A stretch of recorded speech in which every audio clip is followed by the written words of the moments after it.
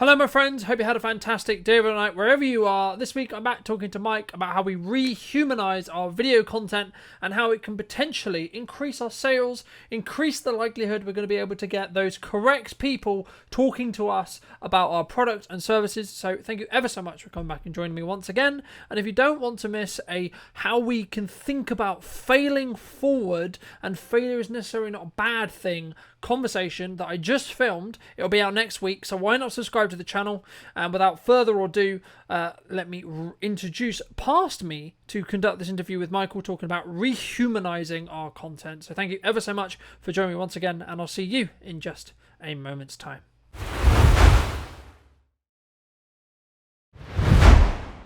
I'm Mike Roberts, owner of Making Digital Real, and I help business owners understand the value of rehumanizing their digital approach. So anything to do with video messaging, creating video content that sparks, um, interest and impact. And that's me. Thank you so much for inviting me onto your show. No, you're very welcome, my friend. And I think there's so many people who, as I alluded to in the pre-show, that look at video right now, right, and it seems to be the cool thing to do in some ways, right? And I think that people get very overwhelmed though in that regard, because they see people like me and you and doing what we're doing online, and we're very prominent in our content. We're very quote unquote humanizing, to use your term, and trying to connect with people on a real connection base, as in human to human rather than data, right? I mean, how does someone start doing it? Because I think some people would find it really helpful to know where to start, because I think it's all very well and good us saying, oh, why should you do it? How should you do it? But if no one's going to have the confidence to actually start video, there's not really much point. Yeah, absolutely. I think a good way to begin that would be to explain that my role in the world of video is very different to yours, Carlton, because you offer an amazing service in which you can create short or long form video content for people that they can use over and over again. And I think whilst that is incredible, when I talk to people about video content, they think, oh, I haven't got the right camera equipment. I don't, I haven't got a story to tell at the moment. And I kind of stop them in their tracks and say, no, that's not what we're talking about here.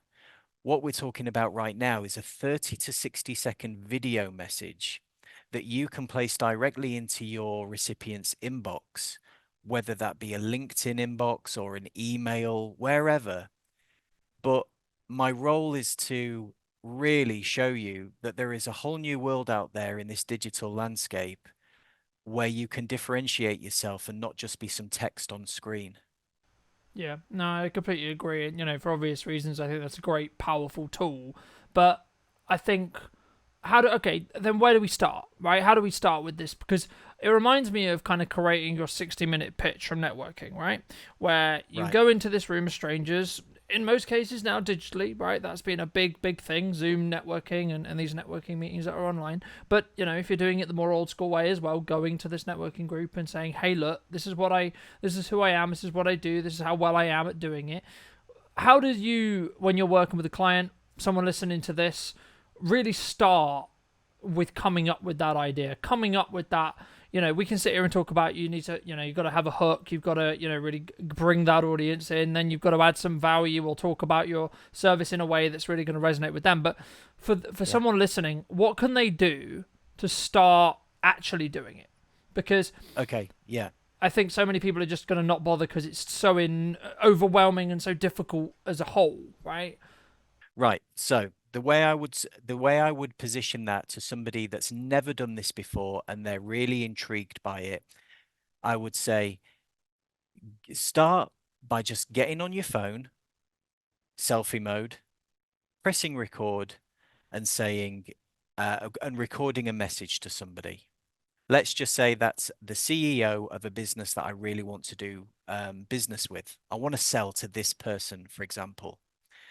I create that video message and I say, Carlton, Mike, whoever, I just wanted to send you this video message to just quickly introduce myself.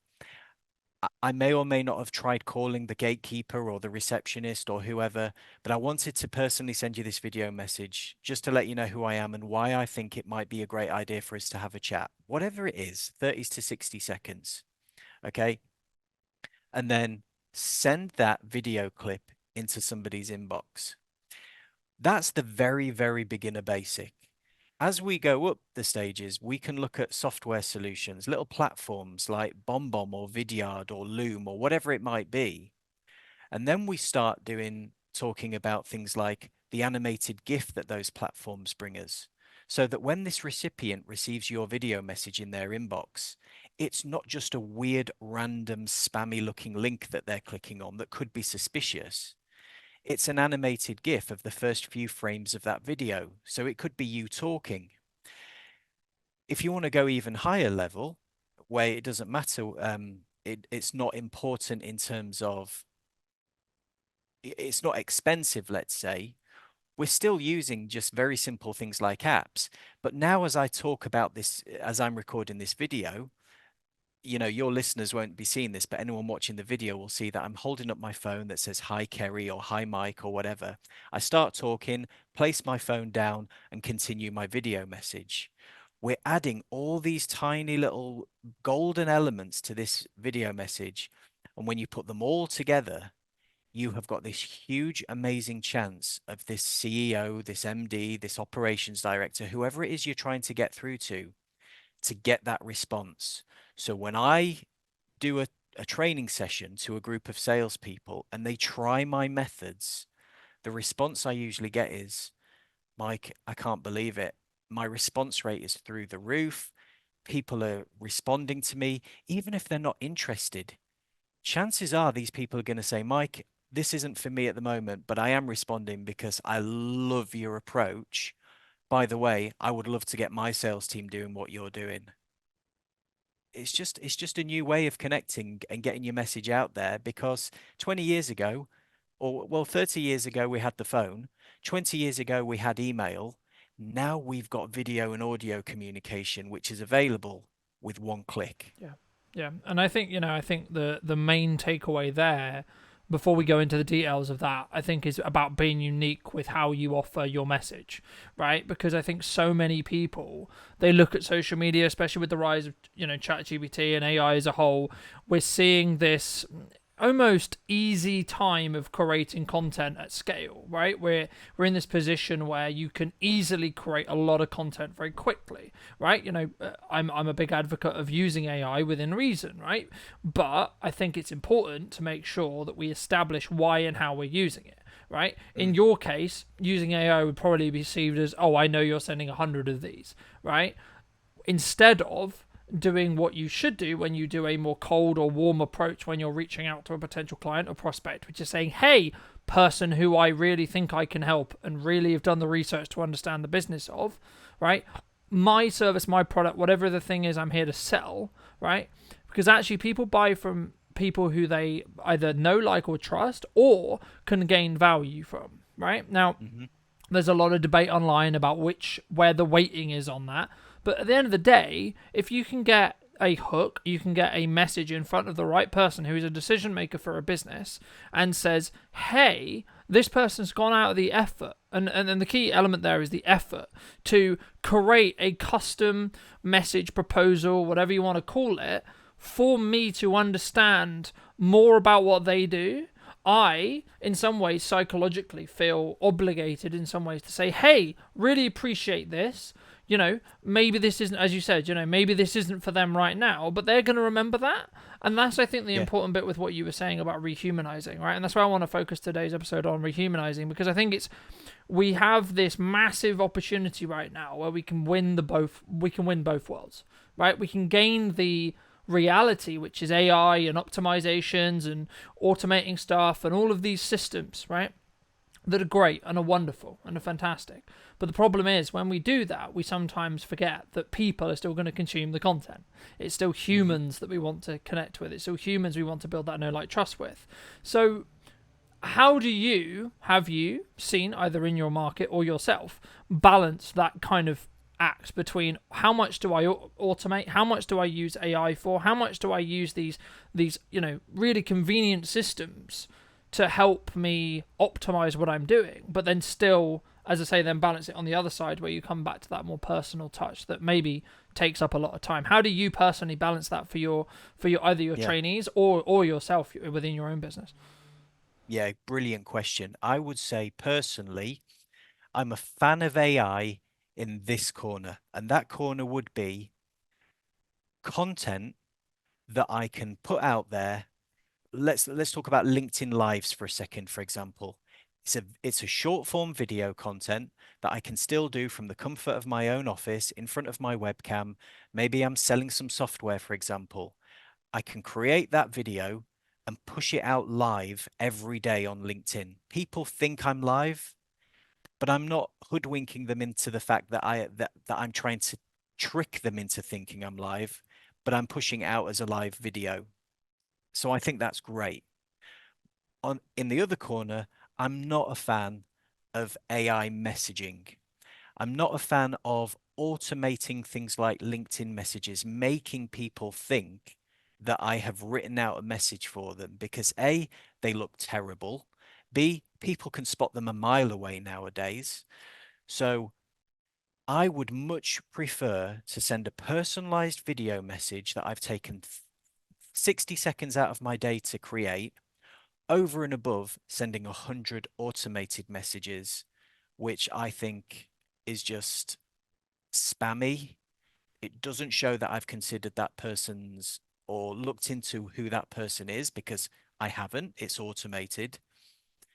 Um, and yeah, that's my personal opinion.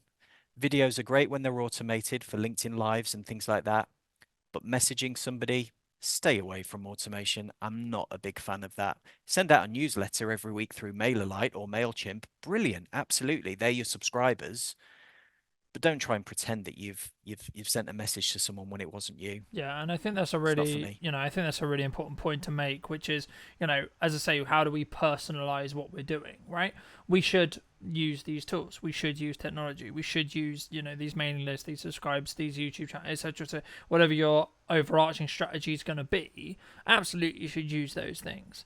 But Mm, as we say, when you're dealing with your higher end decision makers, when you're trying to get people on sales calls, when you're actually doing the in some ways you could say like the fighting in the trenches, so to speak, parts of business where you're trying to win over that person, right? What yeah, first impression does it give if you're going to send them an AI message? What first impression does it give, right? Now, that's different, in my opinion, to cold selling or cold outreach, right? Cold outreach, for a nutshell, for those who don't know, is reaching out to someone who you don't know and then offering them what you believe is a service of value, right? Something that's valuable to them. And normally what happens there, if in most cases from my experience, is they're at least questioned, okay, how much is it? Okay. And how valuable is it to me as an mm, idea, right?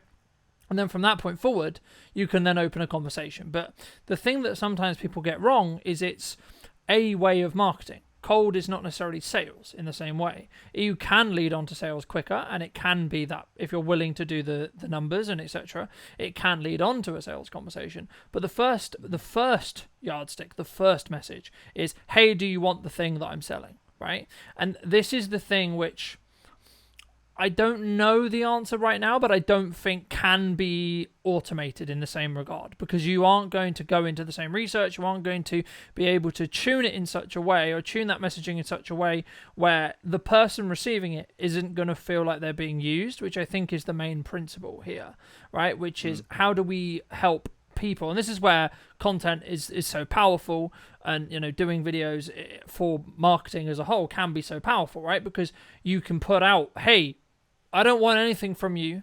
Here's a load of cool, fun, exciting, useful information that you will hopefully be able to move forward from. This show is a yeah, key example of that, hopefully.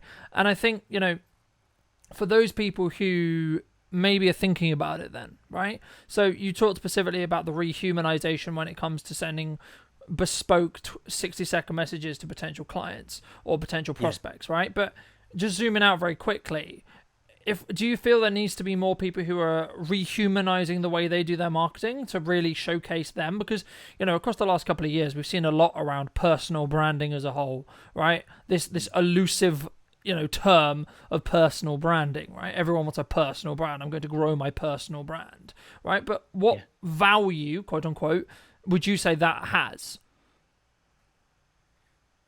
I would say personal branding today is more important than it's ever been. As a sales and marketing specialist, and I've been in sales for over 20 years now, first of all, I have seen a huge change in the world. 20 years ago, or maybe 15 years ago, in the mid noughties, let's say, as a salesperson, I was incredibly frustrated because it seemed as though everybody was buying from you if you were a big brand. If they hadn't heard of you before, they didn't want to know. They were buying from logos and brands because the internet was still fairly new in those days. LinkedIn was fairly new, you know? Fast forward to 2024, everybody's on LinkedIn. The world of small business owners has just become huge. Everybody started a side hustle during lockdown, myself included. And now, if somebody's going to make a purchase on something, chances are they're going to check you out. They're going to be buying from you because they like, know, and trust you. And I think the world of people only buying from big brand names and corporates, that world has changed. So that's my take on personal branding, which also kind of follows on to the other thing that I say a lot, which is there has never been a better time to set up your own business and be an entrepreneur. The world now is so incredibly opportunistic because never before have we had the ability to have 10 meetings on Zoom around the world. You know, the globalization piece is there. We can do business now with anybody anywhere in the world, and we can create a landing page and get in touch with the decision makers easier than we ever have done.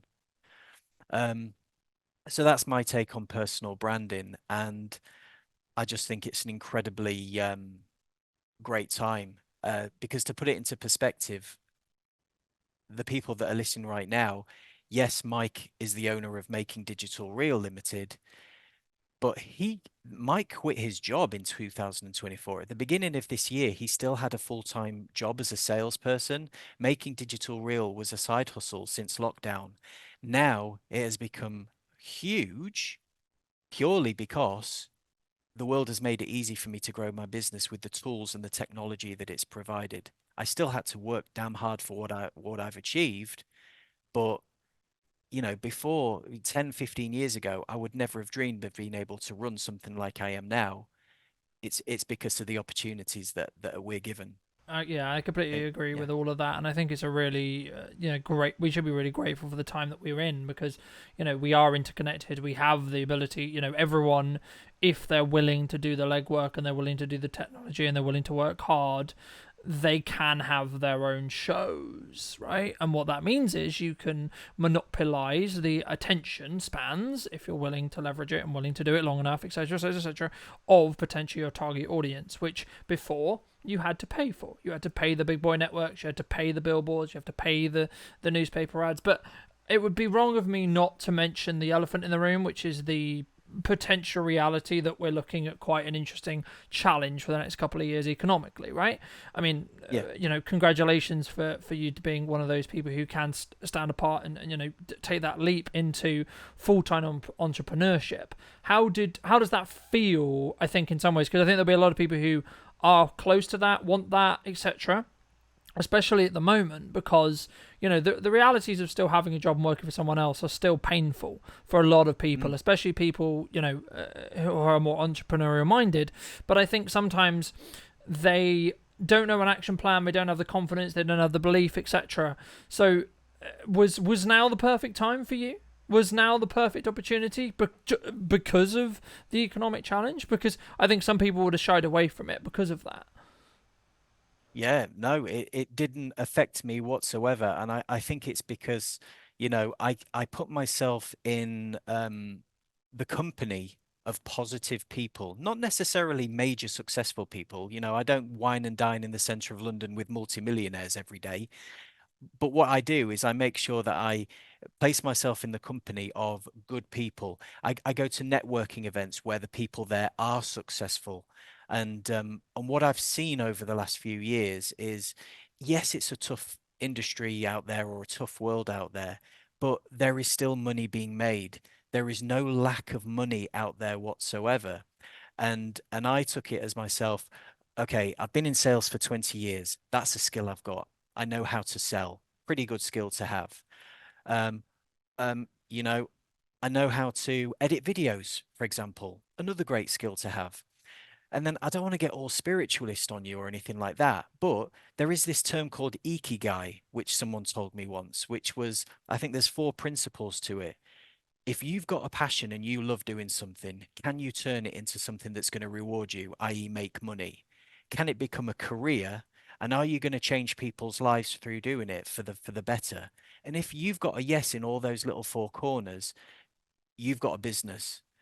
And my business started with me creating a 10-page PDF on how to sell on LinkedIn. And that's all I did in lockdown. I thought I'm going to make a bit of pocket money, sell the PDF for £10. That became a training course. That became a course on this. Then I became a podcast editor. And then I just turned all those little things that I love doing and it became making digital real. And I think if you keep going at something and you do what you love, doesn't matter what it is, but if you can turn that into something that makes money, you're onto a winner. Doesn't matter how long it takes, just do it. I'm 42 now. You know, I thought I was going to be a salesperson for the rest of my life, but opportunities came to me. Now I'm running my own business. Never thought I'd be doing that. And I think, I think sometimes, especially people who maybe been in business a while or thinking about it, etc. I think a lot of people, and something I've definitely struggled with in my earlier career, is in this principle around being patient for what's to come, right? And being able to say, okay, as we were talking about the show, obviously my office has changed, right? That's an economic, social back step in some ways, right? But actually, that could be the difference between me surviving and not surviving in the next year, right? And I think it's very important for us to be honest with that, but also I think it's very important to take the humble reality of that as well, because I think sometimes we can get very hemmed into look at the social status of having a job and climbing the career ladder and etc etc etc. When are we actually fulfilling a purpose? Are we building a legacy? Are we in touch more with what we want as ourselves personally, right? How Mm. fulfilled, how what do you value in your life? Do you value a paycheck necessarily? Of course, everyone needs to make a living, sure, but do you value the control? Do you value the freedom? Do you value the location freedom? Do you value the fulfillment you potentially get from your work? Do you get what drives you specifically, right? And I think we're entering a world and we're entering a new age with all the options, with all the opportunity, with the internet, with AI, with all these things, where actually a lot of the, let's be honest, the grunt work of most jobs is going to be replaced, that people don't want to do anyway, and the only reason why they're paid to do it is because there's no cheaper option to do it. I think the reality will be people will be hopefully in a better place, arguably, in regards to their own vision, their own minds, their own what drives them specifically. But for those, if you were going to talk to yourself maybe 20 years ago, even 30 years ago, going into this world of work, going into this, because I know there's going to be a percentage of people who watch the show who are maybe youthful, right? They're between the Hmm. ages of 16, 18, 20, somewhere around there, and they're looking forward and going, I don't like what I'm seeing, right? Career wise, I don't like that. What would you say? What if you were going to give advice? What would you give advice to yourself when you were younger? Oh, that's a really tough one because I've thought of that so many times, and it's really difficult because, you know, I left college with very few qualifications. I got a telesales role just as a job, did really well at it. And then I thought, what's the next stage for me? I don't want to be stuck on a phone every day. And I thought, well, I can sell. I see all these other sales reps out there driving company cars. I wouldn't mind a piece of that. So I did field sales, and I did field sales for 20 years, from 20 to the age of 40 or 42. And whilst doing that, I kept on thinking, what else can I be doing? Everybody's talking about having a side hustle these days. But if I could give my younger self some words of advice, it would just be, just, you know, keep going, and really anything can change at any moment in time. As soon as you get that idea to do something and you put it into place, you're probably going to fail. You're probably going to stumble, because nobody was brilliant at the first time they did something. Every winner was once a beginner. So just make sure you stick with what you're doing and just don't give up. I know it's a bit tacky and it's a bit cliche, but there's not much else I can think. Way to say it, really. I never thought I'd be in this position, but the world gave me an opportunity during lockdown to do something, and I just ran with it. I think there's a lot of people who will really resonate with that, right? And I think there's a lot of people who will say, yeah, but I didn't have the time, right? And something that lockdown showed me was actually everyone has the time, whether they have the vision or the drive or the understanding or etc. Or willingness to learn those things is the Hmm. question mark for me, right? And I think a lot of people, this is going to sound horrible, but a lot of people make a lot of excuses, and I don't Yeah, think they're not willing to. I think they want the social wins without doing the work, right? Without doing the long nights, without doing the extra hours, without doing the things you don't get paid for today, right? And whatever that means, right? Whether it's you're taking a job because it pays less because you need to make the money, or actually pays you nothing, but it's a good idea because it's a good thing for connections or good thing for status or good thing for content or whatever the value add is there. I think there's yeah, so many things that we look at now that we go, oh, why am I doing this? But when we look back 2, 3, 6, 7, 10, 15 years, you know, it builds that foundation, it builds those skills, it builds those resources or reasons why we can continue, right? And what I'm really mm, focusing on at the moment personally is, yeah, maybe we're not doing as well financially as I would want us to be as a whole. Okay, but is that in my control? Not necessarily. Am I doing a significant amount more in regards to output and what I'm trying to do and what I'm trying to build and building myself as a skill individual, the skills I have as an individual? Absolutely. And that's yeah, the thing that I think is going to matter. And especially as, someone who has been very lucky and very grateful to be, who knew he wanted to work for himself from age 8 and started building that from 16, 17, right? So I'm very fortunate that I've got a lot of time. And I think some people, we sit here and we see the people on social media who are in their teens or in their 20s or in their 30s and they're millionaires, right? And yes, it can happen. Yes, not all of them are scams, not all of them are bullshit, right? Some are, some aren't. I'm not here to point fingers, but the reality is that a fair comparison to you? You don't know, were they born into money? Were they born into connections? Were they born into this, why this? The only fair comparison is you v you, right? And I think that's the really important element here. And I think that a lot of it can come from, I guess, in some ways, it comes from the tribal principle of wanting to be liked by the tribe, right? Because the more yeah, liked that you are of the tribe, the less likely you're going to be, you know, thrown out to the tribe and then you're not going to die, right? But I think the crux there is understanding that actually nowadays, because of how interconnected the world is and how much internet plays a role, we can find a tribe regardless of our likes, dislikes, views, whatever, because we are interconnected in that regard. And as you so rightly mentioned, the people who I think are still looking geolocated in regards to their businesses are maybe short-minded a little bit, because I've worked with people in America, Canada, etc. Of course in the UK as well, but all over the boat. And would I have considered that if the pandemic happened?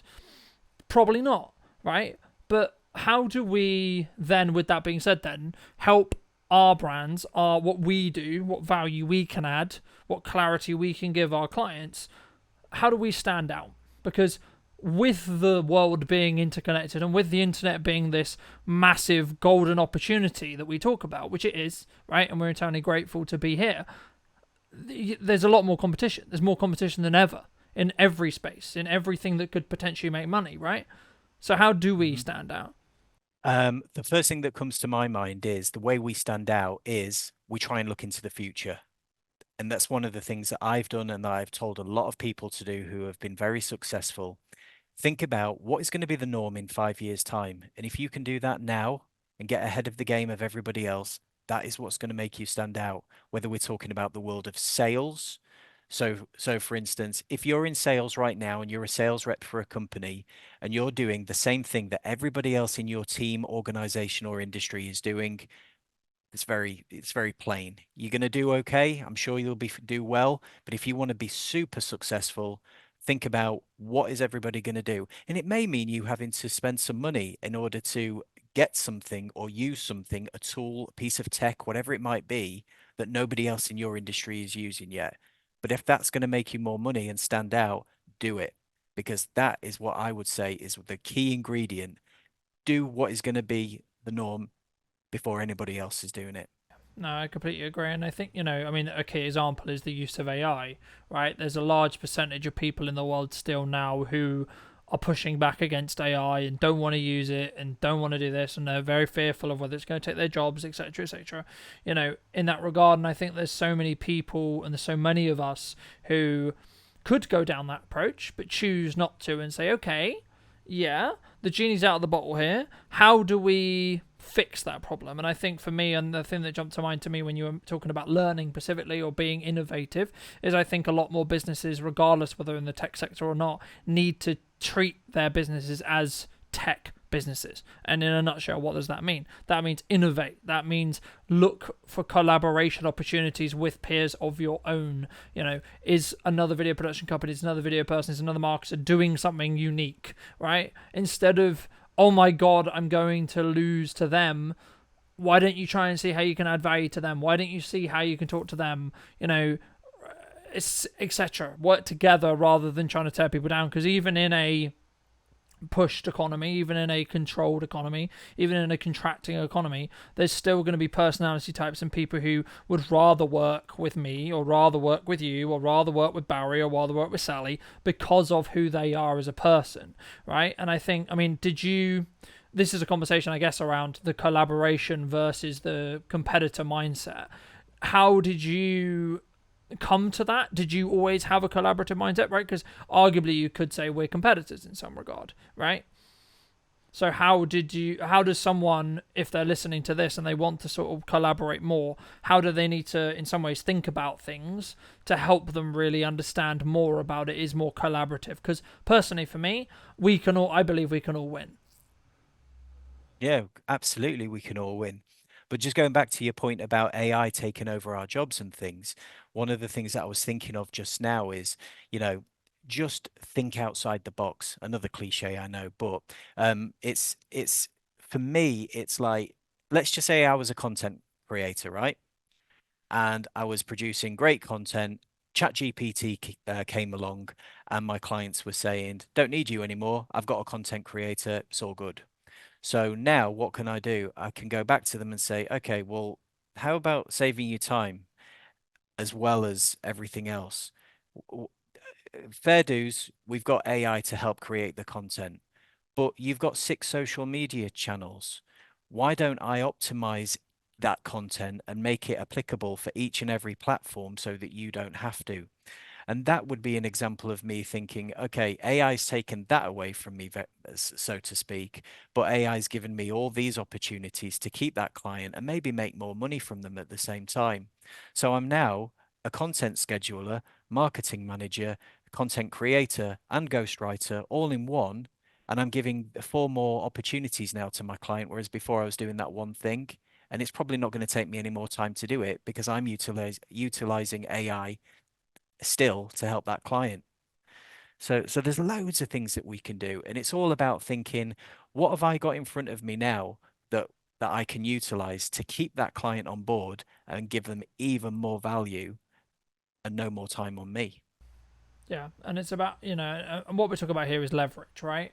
It's about how do we leverage the tools we're given access to, right? And Mm. as ChatGPT really started to rise, and as AI really started to rise, and why there's been a lot of conversation around it, I think that in one side you should experiment with it, in the other side you should look to see what others are doing, right? Look to see what people are ahead of you, look to see what your competitors are doing, and this isn't to Mm. carbon copy. It's this take inspiration and see, because there's no such thing as an original idea, right? Especially now not with AI, because I can Yeah. sit and write in front of Chat AI itself, ChatGPT, excuse me, and I can theorize all these things.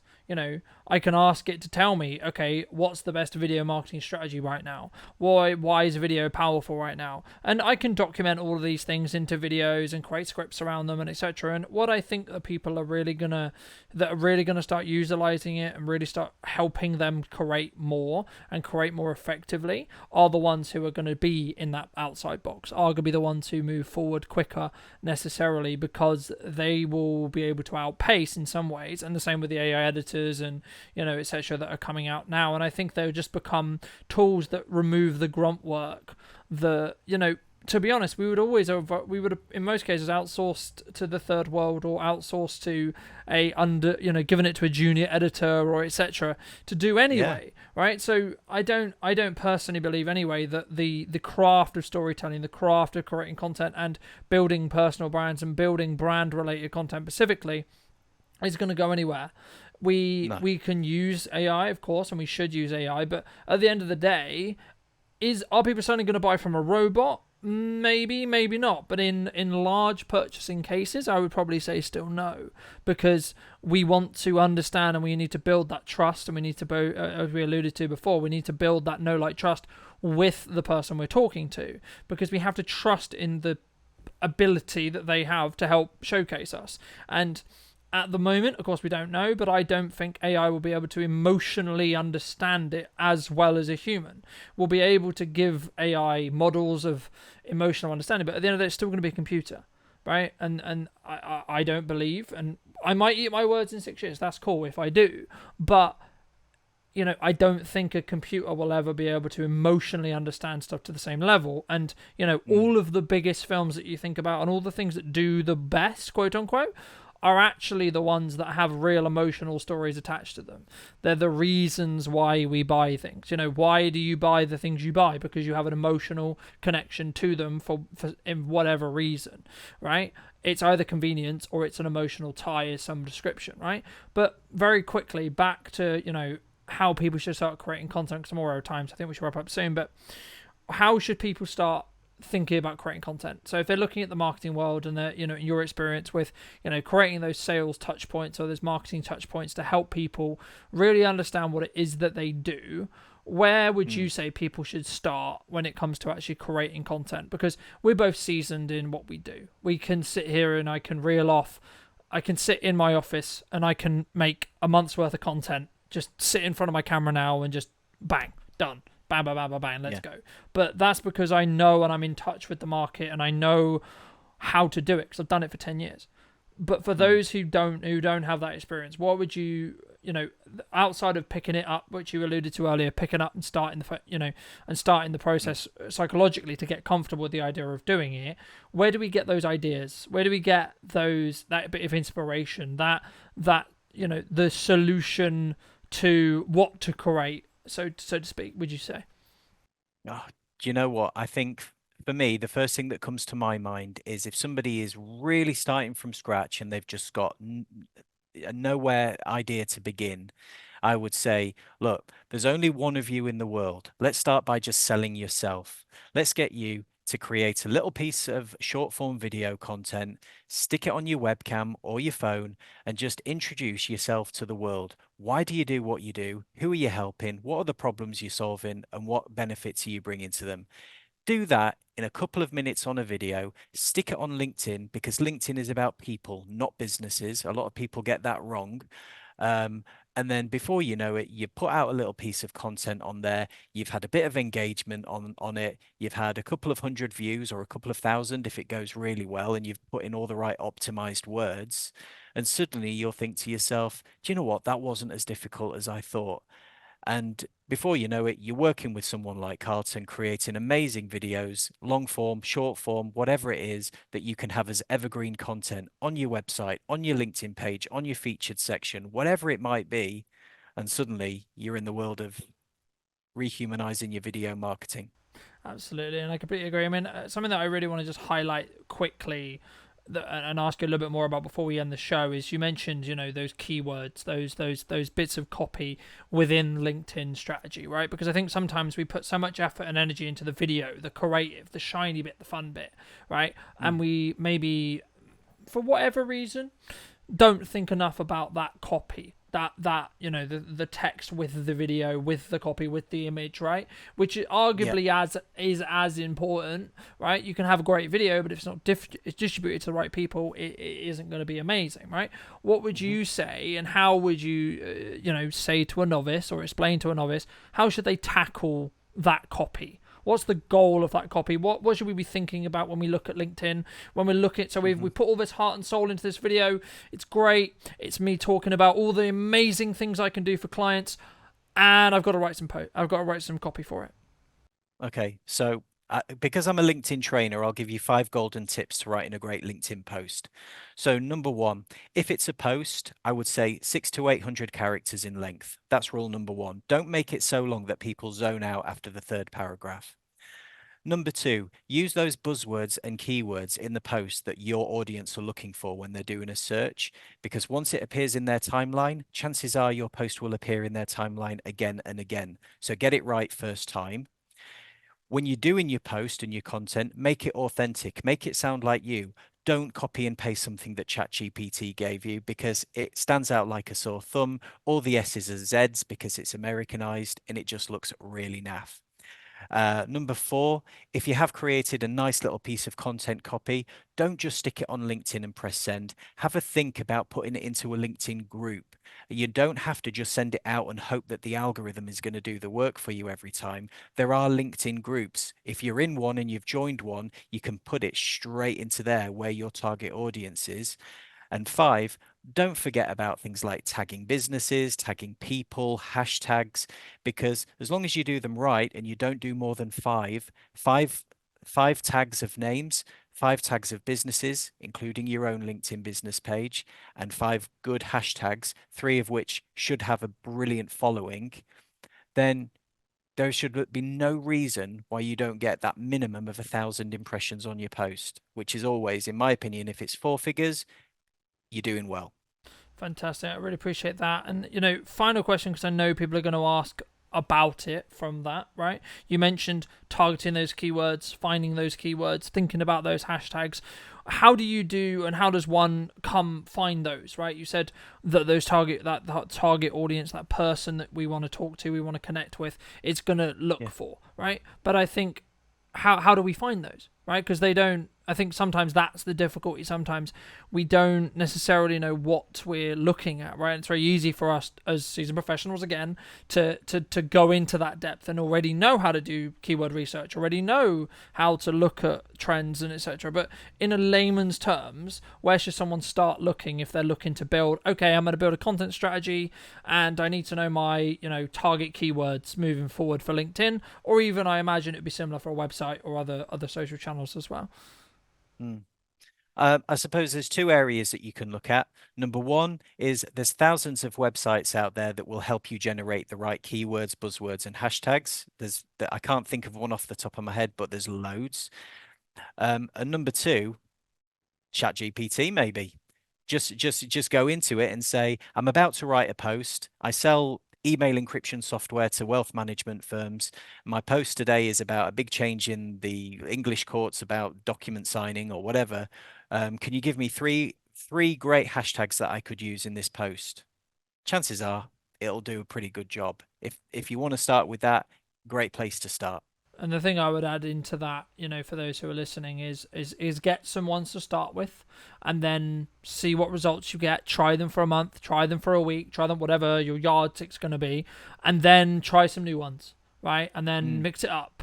And do this with content. Do this with ideas. Do this with anything you want to try to test, because the reason why marketing works is because it's been tested, and then you gain data and Yes. then you follow that data, right? If the data's telling you actually, and there's other arguments you can make about, if you're not getting necessarily the views on the show, but it keeps you really sharp on interviewing or keeps you really sharp in editing. I'm not saying just take the data tangibly what you're getting online as the only reason why you should do something, but it should be something that you look at and understand. Okay, well, how can I optimize this? Okay, well, what keywords am I using? Okay, if I am using those keywords, is that synergizing with the right audience? Okay, if I'm doing this kind of content, is that really attracting the right people towards my brand? Is that positioning me in the right way? These are the kind of in-depth questions that once you gain an understanding and a base knowledge of marketing, what marketers, myself and yourself, obviously, are going to spend a significant amount of time using, and it follows into your sales as well, because once you Yeah. really understand that messaging, you really understand where and what your pain points of your clients or potential clients are, you can then speak to them directly, and actually, more importantly, alienate the people you don't want to talk to, because they are potentially going to waste your time, they're potentially going to waste sales time, resources, energy, etc. And if you're going down the paid ad approach, they're going to cost you money legitimately, because they're going to be in your retarget audience, they're going to be in those areas which you necessarily may not want them to be, because what we want is we want those people to potentially either get that top of mind, to remember that you exist, so when they have the need that you can serve, they choose you. Or if they're on the fence and maybe they're about to need it or they should need it, they're going to go, yeah, I need to work with Colin. Yeah, I need to work with so-and-so. Yeah, I need to work with etc, etc, in that regard, because I think that's the really important bit, and that's the bit even marketers sometimes struggle with. We don't take a step back sometimes because we're so in the rat race of, I've got to create more content, I've got to stick to my pillar content, I've got to keep going, I've got to be consistent, which is all important, but sometimes I think it's better to sometimes take a step back and have that reflection and say, actually, no, this isn't moving in the direction, or it is, right? It could go either way. But for those who have really, really enjoyed this episode, really, really enjoyed this show, and are interested in talking to you more about rehumanizing or pitching or sales, or just want to have a conversation to continue this conversation outside of the show, where's best for people to do that? Yeah. So find me on LinkedIn, look for Mike Roberts, Making Digital Real. .co.uk is the website. And yeah, anything LinkedIn or anything like that, just take a look at what I've got to offer. It'd be amazing. And I really appreciate you bringing me on the show. Thank you so much. You're very welcome, my friend. And if you were going to give the audience a parting kind of bit of advice, if you were going to give advice, what would you sell them? What would you say to the people listening? What one great little piece of advice? I would say if you haven't got a LinkedIn profile that's fully optimized and getting people's attention as soon as they land on your page, just go and have a look at it, because I promise you, if you're not optimized, your next competitor will be. So just make sure you've got everything in line on your profile, your page, your showcase page, and your content, and you can't go wrong. Thank you ever so much, ladies and gents. I hope you took value from this episode. If you did, why not be subscribed so you do not miss next week's episode, all about failing forward. And thank you ever so much for coming back and joining me once again. I'll be back very, very soon with some brand new content to help you create that demand rather than necessarily serve the demand in the market. So thank you ever so much for coming back and joining me once again, and I'll see you very, very soon.